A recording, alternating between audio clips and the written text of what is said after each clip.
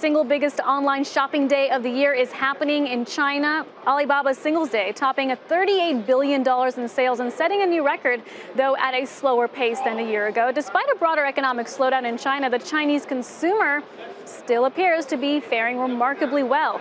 Kevin Carter joined us, and he is the founder of EMQQ, which is coming up on its 5th anniversary. Kevin, tell us about the idea of EMQQ and how Singles Day plays into it. Well, the idea of EMQQ is that 85% of the world population lives in emerging markets, and those economies are growing faster than ours. And what's emerging are the people, the consumers. And that's the story. And just as consumption has changed here with the smartphone, it's changing in the developing world, in China, in India, in Africa, but it's changing and leapfrogging what we think of traditional consumption, and this giant part of the world's population are becoming consumers with a supercomputer in their pocket as so-called digital natives, and it's a big deal. I imagine the biggest threat to this trade, to this sector, is the ongoing trade dispute and also the softening in China's economy.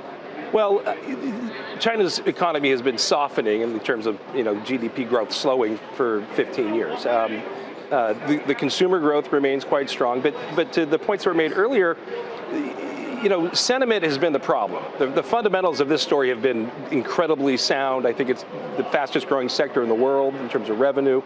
But we had large declines coming into this year, about 30% last year, but the fundamentals were great. And so it really has been about sentiment. And I actually take comfort in the fact that we have a pretty significant trade war. We have literally blood in the streets of Hong Kong. And now, at least in the last several weeks, even LeBron James has been dragged into the conflict. So I think that it's hard to make up a scenario where the backdrop would be even worse than this.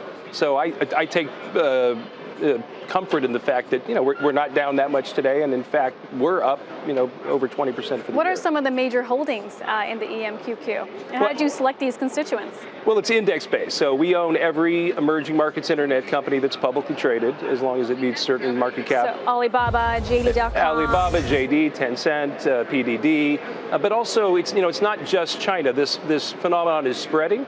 It's spreading to India, to Africa, so we own Mercado Libre, which dominates from Mexico to the tip of South America. We own Jumia, which went public here at the NYSE earlier this year, which is the African leader in e-commerce. So it's the same thing that's happening in our world, the smartphone consumption, but most of the world never had bank accounts. They never had traditional retail stores to go to. So the growth rates are, the revenue growth rate remains about 30% for the sector. If I could put one more thing in here, Seema, the win in the sales of your ETF or any emerging ETF right now, it is the conversation with the Federal Reserve, the ECB. All this global money is being injected to the system. So right now it's interesting, as long as the US dollar stays stagnant into sideways, that's going to help all the emerging markets. And when you talk about 2019, there's just been a ton of noise. But if you can understand where the dollar is going, which essentially has been nowhere, that has been the real barometer, and I think that helps emerging markets in 2020. You bring up an interesting debate, because there is that strong consumer story that is certainly playing out in emerging markets today, but at the same time, macro factors like a stronger dollar has really derailed the EM rally.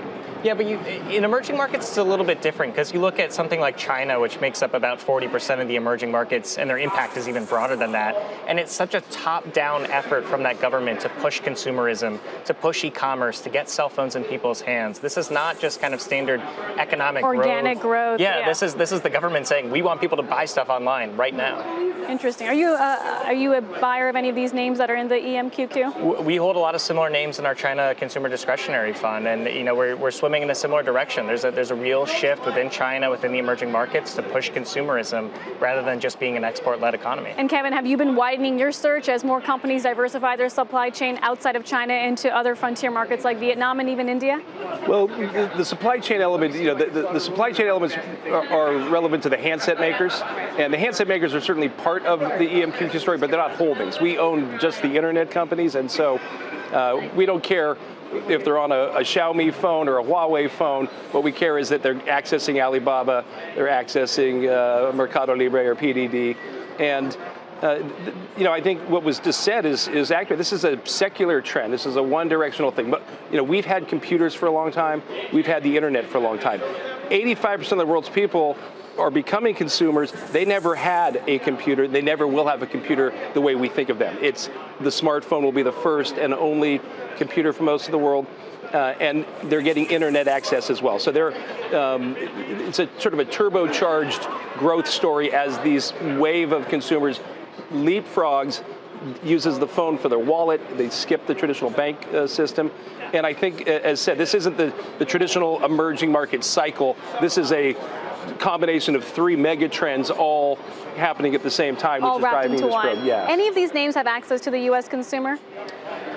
Minimal. I mean, I had a birthday party this weekend, and someone gave me a Shanghai Sharks jersey, which was bought on Alibaba. So there's happy birthday. Thank you. So yes, people in America do buy things on Alibaba or otherwise, but it's really quite a very small piece of the revenue chart. Good stuff. Thanks for bringing your perspective today, Thank you. Kevin.